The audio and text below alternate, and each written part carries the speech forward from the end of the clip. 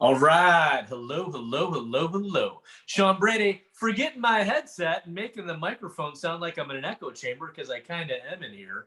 But I have back and in charge in the room, in the Zoom room, the one, the only, the very fabulous Laurel Clark. Laurel, welcome back. Thank you, Sean. It's great to be here. I love your bumper. Great to see you. Oh, thank you. Thank you. We had a lot of work and we put a lot of effort to it. And a big shout out to Jaleesa for making that seamless and making us look good. So we're talking universal laws, right? And the metaphysical mindset. And just to give everybody who's maybe new to this episode or new to the show with Laurel Clark, the metaphysical mindset, she has a huge history of 4 decades, four times 10, that's 40 years of teaching and learning and sharing all these wonderful teachings around metaphysics. And I found it a very interesting subject because, as you found out, I found out in past episodes and just other conversations with Laurel, they're fundamental and they are universal, where these laws apply to everybody. It's not a specific religion or spiritual practice, but like gravity, these universal laws are just all around us and they apply to everybody. What else can you say about that? Well, as you said, Sean, universal means it applies to anyone, anytime, any gender, race, belief system. So, and the fact that they're laws means that they are related to the structure of the mind, the structure of the universe. So what I love about even the idea of universal law is that it's not personality based. It's not like there's, some force that says, well, I like Sean, so this is going to work in his favor, and I don't really like Laurel, so it's not going to work for her. It's a structure that's there. So when we can understand what is that structure, then we're better able to align with it. I hear people talk about using the law of attraction or using the law of cause and effect. And it's not that we use it. We don't use the law of gravity. We understand how it works. And therefore, we're not going to step off a cliff without a parachute, because the law of gravity is going to carry us down to the ground. So it's almost like, I liked how you said that. I'm not using the law of attraction or using the law of proper perspective, which I'm really interested to find out more about in a moment. But it's actually, what did you say? Aligning with it. Aligning with it. Yeah. Thank you. Yeah. So, okay, cool. So I've heard of some of the other laws, and I certainly could frame it in my mind, but what's the law of proper perspective? Give us a little insight on that. And how do we actually align ourselves with that? Sure. So probably the simplest way to describe proper perspective is first things first. And in order to align with that, part of what we need to do is become aware of what's most important to us, what's most important to consider in terms of all of the people and situations we have in life, so that we can put some order to how we do things. So I don't even know when it was that I started hearing the idea that you can have it all, maybe in the 80s. Right. And is that true? Sort of, but not exactly. It doesn't mean that you can have it all, everything right now at this minute. It does mean that you can fulfill all of your desires if you understand what's most important to do first. So for example, I've known people who are very talented, creative, artistic type people who, especially in youth, but not even always in youth, they say, well, I'm not going to get a job because I'm an artist, and so I should be able to make money with my paintings, and then they starve, So the idea of the starving artist, people don't have to be starving artists, but if you have not yet built a name for yourself and a reputation, you might need to work at a gas station or cleaning houses or supermarket cashier or whatever so that you can eat. In other words, the proper perspective is realizing we live in a physical world, we have a physical body, we have certain survival needs. And if anybody in your audience is familiar with Abraham Maslow, Mhm. he developed a pyramid that he had needs, and the ones at the bottom, or the foundation, were the survival needs. And that doesn't mean that we have to live like animals. It does mean if we're going to be able to even have the freedom to think and to consider philosophy, we have to take care of our physical bodies and our physical needs. So proper perspective has to do with knowing what's most important to do first, second, third, and so on. And as we It's really good. progress beyond the survival needs, part of aligning with the universal law of proper perspective comes from knowing what are my values and ideals so that I can make choices about what I'm going to devote my time and attention to. Mm. So I remember when I was growing up, I think my parents were actually pretty well-to-do financially, but I didn't know that when I was a kid. I mean, I knew we had a nice house, but we had one car, we had a black and white TV set, and some of my friends had two or more cars in the family. Oh, As wow. color TV came around, they had color TVs. And what I didn't know as a kid is that my parents, I mean, I knew my parents valued education, but I didn't know that in terms of their money, they decided it was more important to put their money into saving for college for my sisters and me more than buying a bunch of stuff. Wow. And that had to do with their value that education was important, which I was raised with. And I think that when people really deeply consider what is most important to me, what are my values, what are my ideals, then in terms of the day-to-day choices they make, it's much easier to put those into proper perspective. Yeah. You made me think of a whole bunch of things. One, my parents, and I know growing up, my mom, who was also, my parents were both teachers. That's how they met. And one of the things that, I don't know, they said this more often than not, enough that it stuck in my mind, but it's like the only inheritance you're going to get is your education. And so I'm like, oh, okay, well, that's cool. And, we got both my brother and I, there's only two of us. And we did get through college. They, made sure we got our college education, and we weren't burdened down with student loans and things like that. So Right. it was really interesting. But I like that proper perspective for a couple of things, especially the artist analogy, where a lot of the successful artists, if you do a little research, I found to be just that. They actually became really successful artists because they were already successful in other areas of life. Like they didn't have the financial burden of worrying to know where their next meal was coming from. It's not like they had gazillions of dollars or something, but they had that hierarchy of needs. That base fundamental thing was safe and secure, and that could be applied to an artist or an entrepreneur, or pick the genre of life.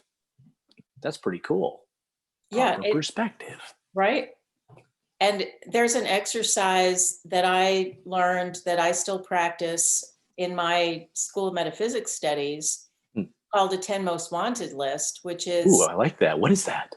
well, you make a list of 1 to Mhm. 10, and you put on there the 10 desires that are most important to you in order of importance. So they could be physical, they could be spiritual, it could be a combination, relational. And then you read the list every day and visualize yourself having those things or demonstrating those qualities. And what's really helpful is every 2 weeks you reevaluate and see, maybe you've actually accomplished some of those. So you cross them off and replace them, Or you might say, you know what, I've been reading this list every day for 2 weeks, and it's really not that important to me that I have this car on the list. Right. Or maybe you say, you know what, I think it's time for me to move that car up from number 8 to number 2 because the car I'm driving is having some mechanical problems or whatever it is. And so one of the benefits is that you limit it to 10. So earlier when I was saying, is it true that you can have everything you want? Yes, but you're not going to be able to focus on everything all at once right now. That's way too overwhelming. Hmm. So to say, okay, out of everything I could possibly want or have, these are the 10 most important things, and also to evaluate how many of these are physical, how many of these are, spiritual. This is real live TV. Yeah, sorry about that. Don't let it Well, I don't know if you heard, somebody dropped something on the floor upstairs. I'm like, what was that? Right.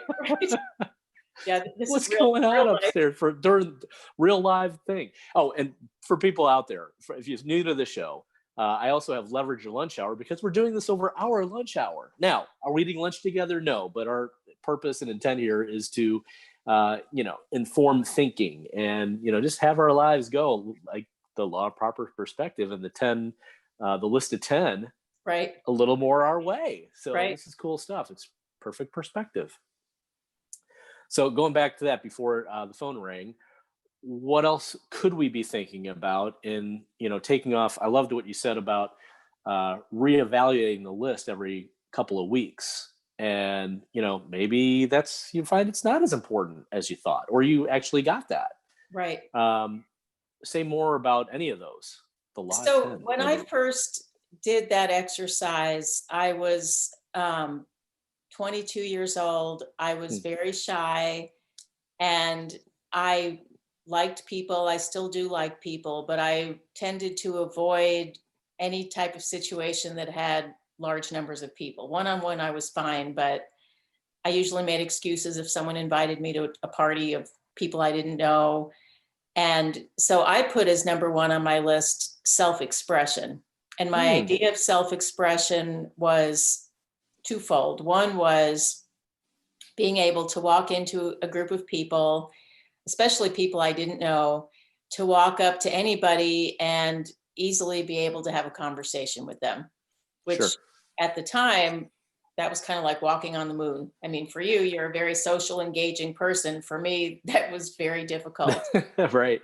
And fortunately, I had a couple of friends at the time, not by accident. I chose them because in a lot of ways they were opposite of me, who were like that. They could, walk into a room of people, go up to anybody. They were very charismatic. And so one of the ways that I practiced that was to imagine, okay, if I was Margie, how would I be in this situation? And so that helped me to be able to practice it. And because I every day was reading self-expression as number 1 desire, instead of me going into a group of people and thinking, oh, I can't do this, I'm shy, I would think, okay, this is how I'm going to develop self-expression. Huh.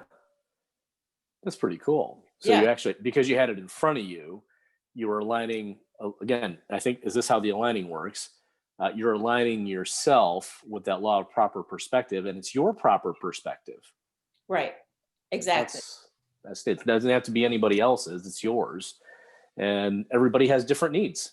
Some people, it's a lot different when we're, I think of the starving man in the desert versus like, oh, I'm really hungry. It's like, you're both hungry, but there's two different scenarios and needs that are important. Right. And one of the things that's great about it is that it's your list. You don't have to tell anybody. Right. You don't have to show it to anybody. And so it gives you freedom to use it however you want to. And sometimes, especially with things that seem a little bit out of reach, if you talk to someone about it too soon, unless you have people who are always encouraging, it can sometimes kind of kill your dreams if they say, oh, that's ridiculous. There's no way you're going to publish a novel.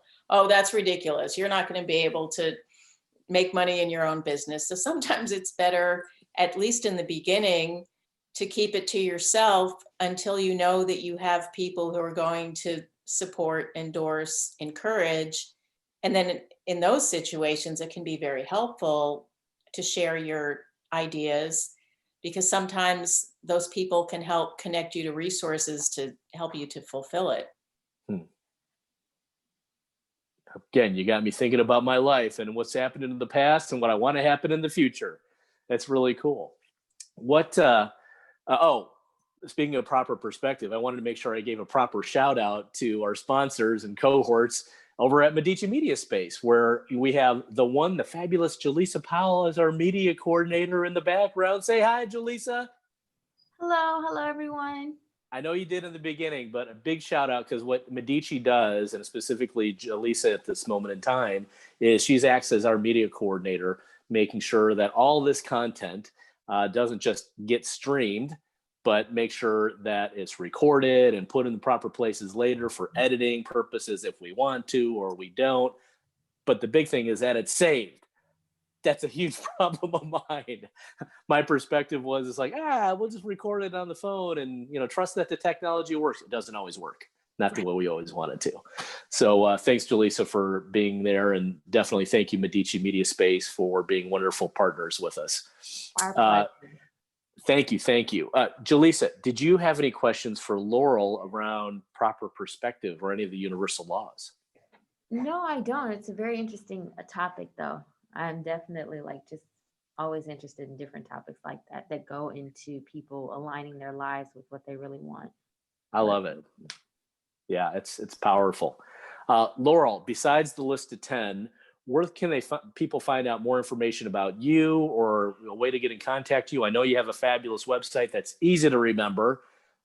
Laurel at laurelclark.com is your email address. Right. And what's the website? Just laurelclark.com? LaurelClark.com, LaurelClark. Boom. It can't get simpler than that. You got your own URL with your name. Not an easy thing to do. I suggest people doing that if it's important. I know we'll have other conversations on future topics, but is there anything you want to add around this universal law, the proper perspective? So in terms of what you just said about the website, that's an example of proper perspective. Before I had a website, I was thinking about having a website, and I put that kind of low down on my 10 most wanted list. Oh. And when I first decided to pull the trigger and said, okay, I'm going to do this, laurelclark.com was not available. So I got wholeliferesources.net. My company is called Whole Life Resources. And so I got the domain name and all that jazz, but I still hadn't done the website. I didn't have a web developer. And by the time that came around, maybe a year later, lo and behold, laurelclark.com was available. So Wow. For a very reasonable price. It wasn't one of those ones someone was selling for $1,000 or something. Here's your .com for $4,000. Yes, I've been So held hostage by that. That's an example of, in the beginning, when I had it on the 10 most wanted list, it was a desire, but not the number one most important desire. And by the time it moved up the list to become more important to me, it also happened that that URL was available. So I think that can be helpful to people, especially people who maybe are anxious or worried. I have a tendency to be kind of a worrier sometimes, is to realize that just because something isn't happening right now, or just because you're not ready for it right now, it doesn't mean it's never going to happen. And it doesn't mean you're never going to be ready for it. It might mean that there are things that you need to do right now to get ready for it, whatever that might be. Whatever that might be. And, that's a good reminder for everyone out there. The thing that came up in my mind is, as we've been talking about all these laws, it's really the action around what you do. It's not just mystical thinking. I'm going to write it down. It's just going to magically appear. You are like with the website, you tried 1 year and you had to let it settle a little bit, and then you had to take action around getting somebody to build the website, and then lo and behold, it did align with the website being available. But if you were not taking any more action than that, it would have never been available, or it's like, oh, it's not available, it's done, and see, I told you, it doesn't work. Right. But you aligned yourself all the way, and you held the course. So I really get that. That's what I'm discovering more and more, and finding out more about all these laws. So thank you for that. Sure. Thanks for asking. Laurel, always a pleasure having you on the show. Always a pleasure learning more from you. I just love it. Thank you. Well, thank you, Sean. I love your questions, and I appreciate your enthusiasm and everything that you do. Well, thank you. All right. Well, I can't, as I always say, Jaleesa, get ready to roll the little bumper video, and I'm going to sign off here, and we'll come back for another episode with Laurel. And if you've seen these before, she's fabulous. Really a lot of rich content. So be sure to look for those other episodes. They'll be on my media hub, as well as on YouTube, and sometimes even Facebook, but definitely in those places. So wherever you're at, whatever you're doing, we may not see you in person, but we'll always see you right here on social media. Thanks for watching.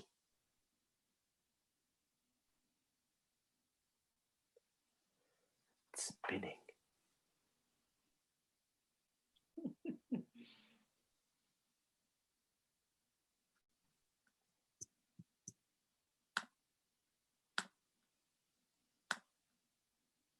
See y'all later.